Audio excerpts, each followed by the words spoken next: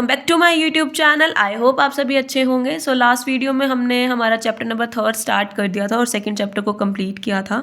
सो आज हम वहीं से वीडियो कंटिन्यू कर रहे हैं जहाँ से मैंने वीडियो को छोड़ा था। सो पीरियोडिकली ऑडिट क्या होती है, जो हम फाइनेंशियल ईयर के एंड में करते हैं, अपने अकाउंट्स को जब फाइनलाइज करते हैं।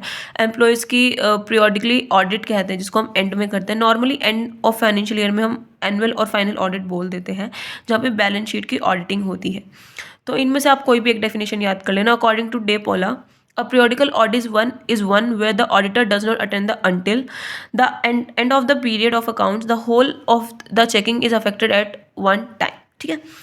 सुटेबिलिटी कहाँ है, जहाँ बिजनेस स्मॉल हो वहाँ पे अप्रोप्रिएट है फाइनेंशियल ऑडिट। जहाँ पे इंटरीम अकाउंट्स की डेली बेसिस पे रिक्वायरमेंट ना होती हो वहाँ पे बेस्ट है। शॉर्ट पीरियड के टाइम पे चाहिए तो पीरियोडिक ऑडिट सूटेबल है। फाइनल अकाउंट्स को आपको रिक्वायर्ड नहीं है शॉर्ट टाइम के नोटिस पे, तो तब वहाँ पे भी आपके लिए पीरियोडिक ऑडिट बिल्कुल सिस्टम करेक्ट है। जो इंटरनल चेकिंग है सिस्टम की, जब आपको सेटिस्फाइड कर रही है तो उसके लिए भी आपका पीरियोडिक ऑडिट सेटिस्फाइड है, क्योंकि वो उसकी इंटेंसिव इंटरनल चेकिंग की रिक्वायरमेंट नहीं पड़ती। बस एंड में आप अपनी सेटिस्फेक्शन को कंप्लीट करने के लिए वो भी करवा सकते हो। एडवांटेजेस क्या है, जब आपको कोई फिगर्स की ऑल्टरेशन नहीं करनी तो पीरियोडिक वहाँ से स्टार्ट होती है, तो आपको कोई फियर नहीं है। आपका टाइम बचाना हो तब आपको ऑडिट कंप्लीट हो जाती है, क्विकली हो जाती है। जो आपकी बुक्स और अकाउंट्स की है, जो अवेलेबिलिटी है, आपका काफ़ी ज़्यादा टाइम बचाती है और आपके स्टाफ का भी। लेस एक्सपेंसिव है as compared to continuous auditing. Convenient रहता है बहुत auditor for the employees as well, staff के लिए भी, क्योंकि उन्हें डेली अटेंड नहीं करना पड़ता ऑडिटर की क्वायरीज को और आपका टाइम वेस्ट भी नहीं होता। कॉन्टीन्यूटी ऑफ वर्क की कॉन्टीन्यूटी बनी रहती है और जो इंटरप्शन है वो भी लेस होती है as compared to continuously dispute. तो आप फ्रीक्वेंट विजिट में आप अपने वर्क को कर सकते हो। No moral ill effect on employees. हमारे कॉन्टीन्यूस ऑडिट में क्या था कि वो इफेक्ट करता था हमारे एम्प्लॉयज़ का डेली बेसिस पे, बट हमारा जो पीरियोडिक ऑडिट है वो उन्हें इफेक्ट नहीं करता है। इवन उनका जो डेवलपमेंट और जो क्लोज रिलेशन है वो जल्दी बिल्ड हो जाता है और कवर अप कर देता है वो कम ही टाइम में। डिसएडवांटेज क्या है, नो डिटेल और इंटेंसिव चेकिंग, ना ही डिटेल में होती है, क्योंकि यहाँ पे सिर्फ पीरियोडिक साल में एक बार हो रही है, तो जितना टाइम उन्होंने दिया है ओनर ने उतने टाइम पे ही होगा और जो मेन है वही कर पाएगा। डिटेक्शन और एरर फ्रॉड डिले रह जाते हैं और अनडिटेक्टेड भी रह जाते हैं। लेस मोरल इफेक्ट, जो एम्प्लॉयज़ का इफेक्ट है वो कम पड़ता है, वो अनजज रह जाते हैं उनकी पोजीशन और उनका जो परफॉर्मेंस है वो भी अनडिटेक्टेड रह जाता है, तो करप्शन के चांसेस ज़्यादा है। केयरलेस ज़्यादा, मतलब नेग्लिजेंस ज़्यादा रहता है। ऑडिट रिपोर्ट डिले हो जाती है क्योंकि वो एंड में करते हैं फाइनलाइज, तो जितना टाइम होता है उसी के अकॉर्डिंग शेयर होल्डर्स को टाइम पे डिविडेंड नहीं दे पाते हैं। अनसुटेबल है लार्ज स्केल बिजनेसेस के लिए, जहाँ पे लार्ज स्केल बिजनेसेस हैं। एब्सेंस ऑफ टाइमली एडवाइस, जो हमारे ऑडिटर हैं वो कीप ऑन चेकिंग करते रहते हैं through out the year, but suggestion देते हैं, पर एंड में करते हैं तो इम्पॉसिबल है उसका एडवाइस और सजेशंस देना। Now difference between continuous and periodic. अभी आप इतना डिटेल स्टडी करके आए हो कॉन्टीन्यूस और पीरियोडिक की, तो इसे आप खुद करना, मैं जस्ट एक फिगर आउट छोड़ रही हूँ, ठीक है। This one also all right. Now interim audit. Interim audit क्या आती है, जहाँ पे हमें बुक्स ऑफ अकाउंट की ऑडिट कहीं भी चाहिए होती है, प्रॉफिट एंड लॉस अकाउंट की, हम इसको इंटरीम ऑडिट कहते हैं, जो नॉर्मली स्पेसिफिक पर्पस के लिए डन करी जाती है। किसी शेयर होल्डर्स को हमें इंटरीम डिविडेंड देना, तो हमें तब अपने ऑडिटिंग की चेक करानी पड़ती है। हमें पार्टनरशिप में अपना प्रॉफिट डिस्ट्रीब्यूट करना, तब हमें अकाउंट्स की जरूरत पड़ती है। तो किसी पार्टनर की डेथ हो जाए तब, तो एक स्पेसिफिक इवेंट में, जैसे स्ट्रक्चर, हमें पार्टनरशिप का स्ट्रक्चर चेंज करना हो तब हमें जरूरत होती है। किसी फाइनेंशियल स्टेटस को क्रेडिटर पे देना, लोन देना हो तब हमें कुछ एक्सपेंशन और एनलार्ज करना हो हमारे ऑर्गेनाइजेशन में, उसके डिसीजन मेकिंग के लिए ऑडिटिंग, अकाउंट्स की ऑडिटिंग की जरूरत पड़ती है। या फिर हमें अपने interim profit and loss account को एग्जामिन करना है, उसके लिए हमें जरूरत पड़ती है। इसके लिए हम इंटरीम ऑडिटर कंडक्ट करते हैं बिफोर पीरियोडिकली ऑडिट, ठीक है। तो ऑब्जेक्टिव्स क्या, एडवांटेजेस क्या हैं, जो इंटरीम है वो इजी है, एनुअल ऑडिट से पहले ही शॉर्ट टाइम में कर और हमारा टाइम भी बचाती है।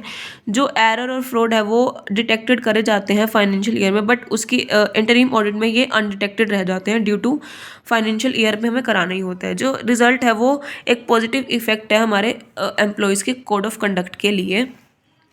जो हमारा इंटरिम डिविडेंड है वो जस्ट उसको डिक्लेयर करने के लिए हमें उसको ऑडिट कराना पड़ता है। इंटरिम ऑडिट एक अपॉर्चुनिटी है हमारे ऑडिटर के लिए ताकि सजेशन दे सके अबाउट हमारे एरर और फ्रॉड की डिटेक्शन के लिए। डिसएडवांटेज क्या है, डेंजर बहुत ज़्यादा, क्योंकि हमें ऑल्टरेशन नहीं कर पाते फिगर आउट्स की, स्टाफ का टाइम स्पेंड होता है और हमें उसको प्रिपेयर करना पड़ता है रिपोर्ट को। अननेसेसरी एडिशनल वर्कलोड हो जाता है और फाइनल अकाउंट में हमें उसको फिर से करना पड़ता है। जो इंटरिम है वो इंटरफेयर करते हैं normal day to day functions life of business में, बट रिक्वायरमेंट है इन्फॉर्मेशन की, एक्सप्लेनेशन की, तो ही हमें स्टाफ को बुलाना पड़ता है। ठीक है, नाउ सेम एज इसका ये डिफरेंस आप इसे खुद कर लेना, ब्लर होगा ना थोड़ा सा। Now this is perfect, so you have to done it yourself. ठीक है, कैश ऑडिट क्या होती है? कैश ऑडिट वो ऑडिट होती है जिसको हम पर्टिकुलर ट्रांजैक्शन को पर्टिकुलर पीरियड पे करते हैं, पॉइंट में, जो प्रिटेनिंग रिसिप्ट्स और पेमेंट अकाउंट्स के अकाउंट्स होते हैं उनको चेक करने के लिए, हमने किसको कितना पैसा दिया, किसकी कितनी पेमेंट आई, उन अकाउंट्स को चेक करने के लिए हम कैश ऑडिट कराते हैं। कॉस्ट ऑडिट क्या होती है? जहाँ पे हमें कॉस्टिंग सिस्टम ऑफ अकाउंट्स को इंश्योर करने के लिए, कॉस्ट अकाउंटेंसी कराने के लिए हमें ऑडिटिंग करानी पड़ती है। रॉ मटेरियल कहाँ से आ रहा है, कहाँ से मैन्युफैक्चरिंग हो रही है, कहाँ से कॉस्ट दी जा रही है, उन चीज़ों को एक्सपेक्ट करने के लिए हम अपनी कॉस्ट अकाउंटिंग कराते हैं और उन्हें क्लैरिफाई करते हैं कि करेक्ट है या नहीं है, accounting plans according to plans हो रहा है, प्रिंसिपल्स के अकॉर्डिंग हो रहे हैं नहीं। जो कॉस्ट एंड मैनेजमेंट अकाउंट है वो लंदन 1952 एम्प्लॉयज़ के अंडर अकॉर्डिंग हो रहे हैं नहीं। ठीक है, मैनेजमेंट ऑडिट क्या होती है? जहाँ पे हमें एग्जामिन करना होता है कि हमारे मैनेजमेंट से इश्यूज़ क्या हैं, कहाँ कहाँ पे हमारा क्राइटेरिया परफॉर्मेंस है, एफिशिएंसी कहाँ है, कहाँ कहाँ पे हमें एफिशिएंसी की ज़रूरत है, कहाँ पे हमें ऑप्टिमम रिसोर्सेज टूल्स का यूज़ करना चाहिए, कहाँ पे हमें सिक्योरिटी कोऑर्डिनेशन कंट्रोल लाना चाहिए, कहाँ पे हमारी ओवरऑल परफॉर्मेंस अफेक्ट हो रही है, कहाँ नहीं हो रही, हमारे प्री डिटरमाइंड टारगेट्स कैसे अचीव होंगे, वहाँ पे हमें लुक आफ्टर करने के लिए ऑडिटिंग करानी पड़ती है, और जिसको हम वॉलेंट्री ऑडिट भी कह सकते हैं और स्टैट्यूटरी ऑडिट भी, जिसका ऑब्जेक्टिव है हमारी मैनेजमेंट और हमारे मैनेजमेंट की स्ट्रेंथ और वीकनेसेस का हाईलाइट होना और अप्रोप्रिएट सजेशंस लेना। Now internal and external audit. Internal क्या होता है? सबसे पहले देखिए, जो पीरियोडिक चेकिंग होती है अकाउंट्स की इंस्टीट्यूशन की टाइम टू टाइम, उसे इंटरनल ऑडिट कहते हैं। ठीक है, जो अकाउंट्स की एग्जामिनेशन करता है पर्सन, उनका स्टाफ ही होता है इंस्टीट्यूशन का, जिसको इंटरनल ऑडिट कहा जाता है। जो अकाउंटेंट नहीं होता बट ऑडिटर होता है, जो उसकी ऑर्गेनाइजेशन खुद ही होती है, they want there should be no error और फ्रॉड इन द अकाउंट्स, तो वो खुद ही सैलरी पे कर देते हैं अपने मेंबर ऑफ द स्टाफ को, और वो चार्टर्ड अकाउंटेंट ज़रूरी नहीं है। तो जो ऑडिटर है वो अपने एम्प्लॉयज़ के अकॉर्डिंग एग्जामिन कर देता है और कोई सबमिट रिपोर्ट नहीं कराता है। ठीक है, ऑब्जेक्टिव क्या है हमारी इंटरनल ऑडिट का? कि वो वर्क डन करता है एम्प्लॉय जो रिस्पॉन्सिबल है अपने अकाउंट्स को मेंटेन करने के लिए, इमीडिएटली एरर और फ्रॉड डिटेक्ट हो जाते हैं, एक्शंस कैरी आउट कर लेते हैं, एक्सेप्ट कर लेते हैं प्रिंसिपल और प्रोसीजर को, शॉर्ट कमिंग लोकेशन में ही हमारे स्टेप्स लिए जाते हैं, नेसेसरी स्टेप्स लिए जाते हैं।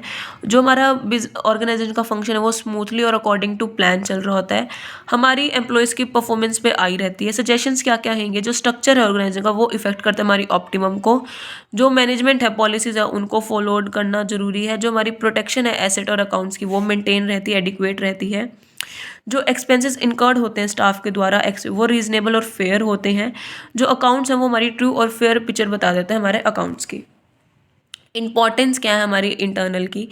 जो स्पेशल इंपॉर्टेंस क्या, लार्ज जो इंडिपेंडेंट एग्जामिनेशन होती है हमारे एक्टिविटीज़ की, अनेबल होती है, एवेल्यूट करती है और सॉल्व कर देती है हमारी मैनेजमेंट की प्रॉब्लम को, उनके एफर्ट्स को पिन शॉर्ट टाइम में पिन पॉइंट करा जा सकता है, प्रिवेंट करे जाते हैं हमारे लॉसेस से, हमारे अकाउंटिंग इंप्रूव हो जाता है, फाइनल अकाउंट्स भी, और जो मैनेजमेंट कंट्रोल रहता है वो फंक्शन के अकॉर्डिंग ही रहता है और उसे प्रोग्रेस भी मेजर हो जाती है। जो हमारा गार्ड है, एसेट है, हमारी प्रॉपर अकाउंट्स हैं वो मेंटेन रहते हैं, सेफ गार्ड रहते हैं, और जो रीजनेबल स्टाफ है वो कंसर्न रहता है, और जो एक्सेप्टेंस है प्रोसीजर की वो फॉलोड ही रहता है डे बाय डे और उसी के फ्लो में, और फेयर पिक्चर पता चल जाती है हमारे अकाउंट्स की। क्वालिफिकेशन क्या है? उसकी कोई क्वालिफिकेशन की नीड नहीं है, उसे सिर्फ अपने अंडर ही रह के काम करना है, वो डिपेंडेंट सिनेरियो के अंदर चलता है, तो उसको जरूरी नहीं है वो क्वालिफाइड हो। ठीक है, रिक्वेस्टेस क्या है इंटरनल के? एडिक्वेट और कॉम्पिटिटिव स्टाफ होना चाहिए आपका, जो इफेक्टली क्वालिफाइड और कॉम्पिटेंट और टेक्निक्स वाला हो, ताकि वो डिज़ायरेबल हो, इनिशियल ट्रेनिंग हो स्टाफ को। सफिशेंट फ्रीडम होती है, वो फ्रीडमली प्लान कर सके freedom to plan, freedom to report and freedom to regarding division to duty. अगर आप अपना इंटरनल ऑडिट करा रहे हो तो उसके पास इतनी फ्रीडम होनी चाहिए कि वो खुद से कोई भी काम कर रहा है तो वो सिलेक्टिव होकर टेक्निक्स यूज़ करे, वेरियस अकाउंट्स को डिटरमाइन कर सके और एक्शंस ले सके। ठीक है, साथ ही साथ वो रिपोर्ट दे सके अपने बिहाफ पे, अपने देखे हुए अकाउंट्स पे, और वो ईजिली आपकी डिवीज़न कर दे आपकी ड्यूटीज़ का। ठीक है, प्रोसीजर्स क्या है, उसको पूरा हक है इन्वेस्टिगेशन करने का, पॉलिसीज, टेक्निक्स और प्रोसीजर को कंट्रोल में लाने का, फॉर्मुलेट करने का, ट्रांजैक्शन को एग्जामिन करने का और ट्रांजैक्शन को सेलेक्ट करने का, through out the year थ्रूली examine करने का, बिगिनिंग टू एंड एग्जामिन कर सकता है डॉक्यूमेंट्स को, वाउचर्स को, एम्प्लॉयज़ को, थर्ड पार्टीज़ को, रिलेशनशिप बिटवीन द पार्टीज़ को। साथ ही साथ वो एरर्स को भी रेक्टिफाई कर सकता है, डिटेक्ट कर सकता है, साथ ही साथ उनका इफेक्ट भी बता सकता है जो आपको फेस करना पड़ रहा है, रिस्पॉन्सिबिलिटी भी बता सकता है। मैनेजमेंट को भी एग्जामिन करेगा कि कहाँ पे मैनेजर्स बिजी हैं, कहाँ पे नहीं है, कहाँ पे टाइम वेस्ट कर रहे हैं, कहाँ पे नहीं, तो वो सब कुछ चेक कर सकता है, उसका ये प्रोसीजर है। एडवांटेजेस क्या है, जो पॉलिसीज और प्रोसीजर है वो एंटरप्राइजेस की, वो डे टू डे फंक्शन को इफेक्ट नहीं करती और मैनेजमेंट उसका अटेंशन रहता है। जो प्लानिंग है बिजनेस एक्टिविटीज़ की, प्रोसीजर की, वो प्री प्रॉफिट ओरिएंटेड है और स्टेटमेंट के लिए टैक्स पेबल हेल्प करती है उनको कंट्रोल करने में। कॉन्टीन्यूस चेकिंग, जो हमारी एरर है फ्रॉड की, वो हमें पता चल जाती है, वो रिड्यूस हो जाती हैं। जो इरोजन है कैपिटल का, वो हमें बता देता है फैक्टर जो हमारा कॉन्स्टेंटली कैपिटलिज्म एरोजन के लीड को करता है। इंटरनल ऑडिट, जो इंटरनल कंट्रोल रहता है वो ईजियर होता है और मोर इफेक्टिव होता है। नेसेसरी डाटा और यूजफुल इन्फॉर्मेशन मिल जाती है according to our functions, plan और अंडरलाइनिंग फंक्शंस, सजेशन मिल जाते हैं टाइम टू टाइम और हमारे एम्प्लॉयज़ उसे इंप्रूव कर लेते हैं टाइम रहती है अपनी परफॉर्मेंसेस को। डिसएडवांटेजेस क्या हैं, जो एम्प्लॉयज़ हैं वो इंटरनल से अनहैप्पी और अनसेटिस्फाइड होते हैं क्योंकि जो वर्क एनवायरनमेंट है वो गुड नहीं रहता और जो सर्वेंट है वो हेल्प नहीं कर पाते हैं। जो एस्टेब्लिशमेंट है ऑर्गेनाइजेशन वो नहीं हो पाती, जो स्मॉल एंटरप्राइजेज है वो अफोर्ड नहीं कर पाते। ऑब्जर्वेशन है वो इतनी नहीं रहती और डिटरमेंट हो जाती है हमारी फाइनेंशियल पोजीशन। स्पेसिफिक क्वालिफिकेशन नहीं है बट वो अपॉइंट करते हैं तो वो पॉसिबिलिटी एग्जिस्टेंस की हो जाती है। वो डिटेल और कॉम्प्रिहेंसिव नहीं दे पाता क्योंकि वो एम्प्लॉई है उस ऑर्गेनाइजेशन का, तो जो फंक्शन है वो अनपरफॉर्म्ड रह जाते हैं।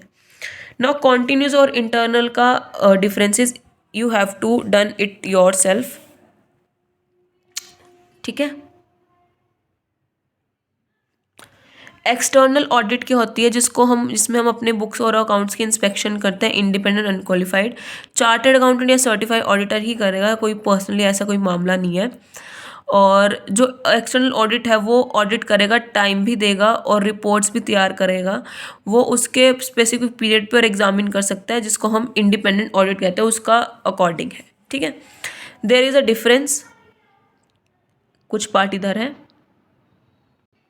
कुछ इधर है।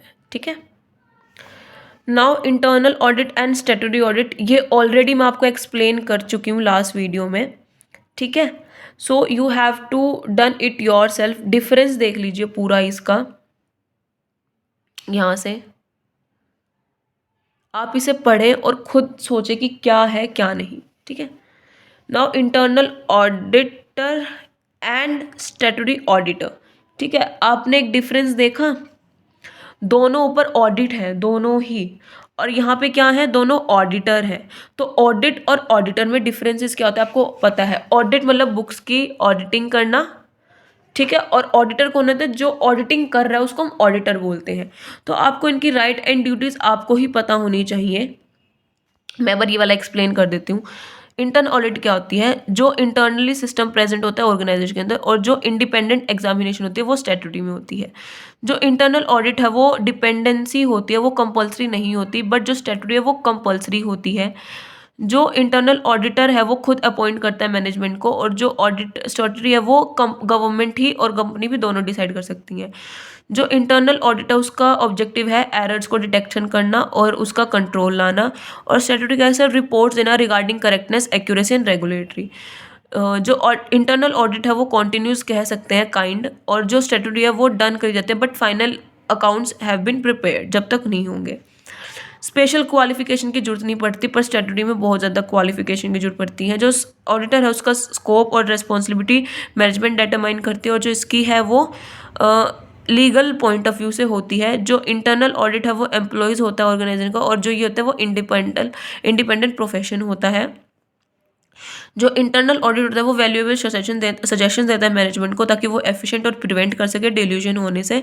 और जो स्ट्रेटजी है वो just normally does not give any suggestion, सिर्फ वो अपना काम करता है, वो सजेशंस नहीं देता। जो इंटरनल ऑडिट है वो कोई क्वेश्चन नहीं करती, सिर्फ अपनी रिपोर्ट सबमिट कराती है। जब स्टैट्यूटरी ऑडिट वो कंप्लीशन होती है, वो एक रिपोर्ट इशू कराती है शेयर होल्डर्स को, ताकि वो डिसीजन ले सके रिगार्डिंग ऑर्गेनाइजेशन। ठीक है, सो इसमें भी डिफरेंस दिया है, you have to done it yourself. So इसी के साथ आपका चैप्टर नंबर 3 खत्म होता है। कोई डाउट हो यू कैन आस्क मी, और आप मुझे ईमेल पर भी मैसेज कर सकते हैं, मैं आपका कवर अप कर दूंगी। तो आपके चैप्टर नंबर 1, 2, 3 हो गए हैं। तीनों चैप्टर में से कोई भी डाउट हो you can ask me without any hesitation, I will surely reply you. So video को लाइक शेयर कमेंट कर देना, चैनल को सब्सक्राइब कर देना। Thank you, have a nice day. कल मिलते हैं न्यू चैप्टर के साथ।